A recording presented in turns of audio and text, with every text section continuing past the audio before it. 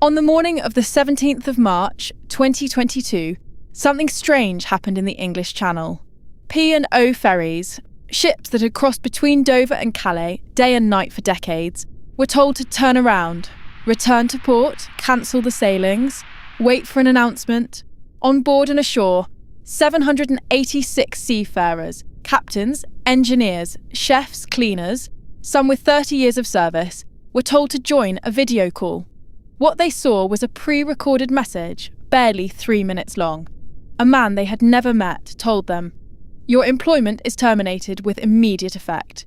Your final day of employment is today. No warning, no consultation, no conversation."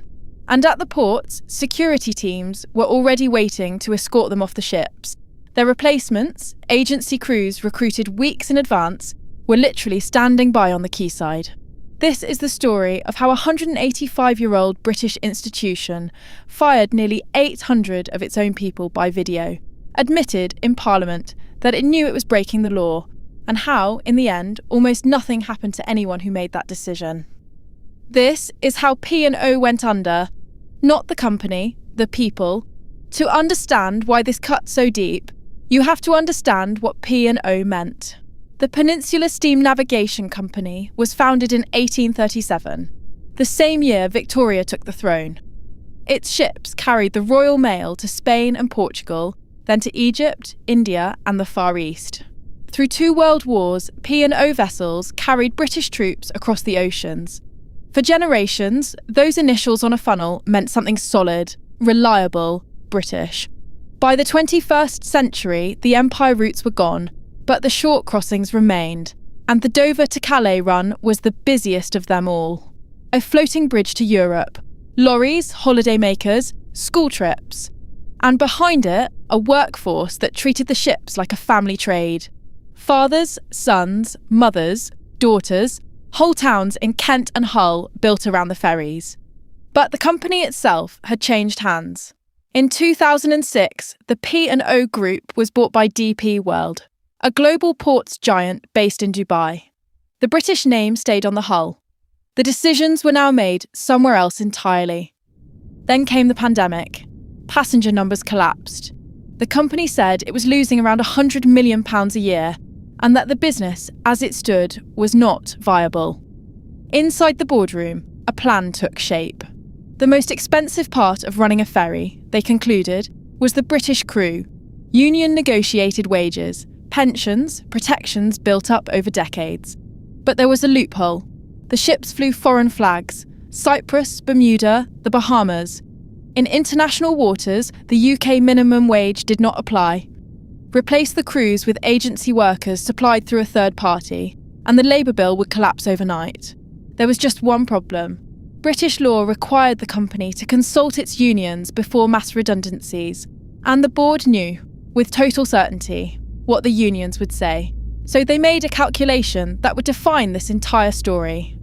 Consulting was a legal duty. They decided to skip it. The 17th of March was executed like a military operation. The video message played. Handcuff-trained security teams, some reportedly wearing balaclavas, moved through the ships. Personal belongings were packed. Within hours, the new agency crews were boarding. The reaction was volcanic. Protests erupted in Dover, Liverpool and Hull. The unions reported that some replacement crew members were being paid the equivalent of around $2 an hour. The Prime Minister condemned the company. The Transport Secretary demanded the boss resign and gave P&O one final opportunity to reinstate the workers. The company refused. 2 of its ships were impounded over safety concerns with the new crews. And then, 1 week later, came the moment that turned a scandal into something historic. The chief executive, Peter Hebblethwaite, sat before a committee of MPs and calmly admitted everything. There is absolutely no doubt, he said, that we were required to consult with the unions. We chose not to consult. He told MPs the new average pay was around £5.50 an hour, below the UK minimum wage, but legal, he argued, in international waters. MPs called it a willful decision to break the law, spoken out loud, on the record, in Parliament. One committee chair suggested he was either a fool or a criminal mastermind. The country waited for the consequences. Here is what the consequences were. The government's insolvency service launched a criminal investigation. 5 months later, it closed, with no charges. An independent prosecution lawyer had concluded there was, in their words, no realistic prospect of a conviction. The law the company admitted breaking carried, in this case, no punishment that could reach them. A civil investigation was also opened. Years later, it was still quietly ongoing, unfinished long after the ships had sailed on and the cameras had gone. And the workers most accepted enhanced payouts, which came with a condition: sign a non-disclosure agreement and stay silent. Almost every one of the 786 signed. One man, John Lansdowne, a sous chef on the Dover Run, refused his £30,000 offer so that he could keep speaking publicly. He remains, to this day, nearly the only voice from inside that morning. Peter Hebblethwaite did not resign. He stayed at the head of the company for years afterwards. When he finally stepped down, the company thanked him warmly for his contributions and said he was leaving to dedicate more time to family matters. The law did eventually change.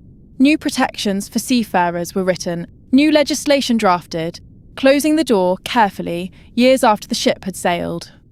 So what did the P&O affair actually teach us? For the workers, the lesson was brutal. Decades of loyalty could be ended by a 3-minute video, recorded by a man who couldn't face them.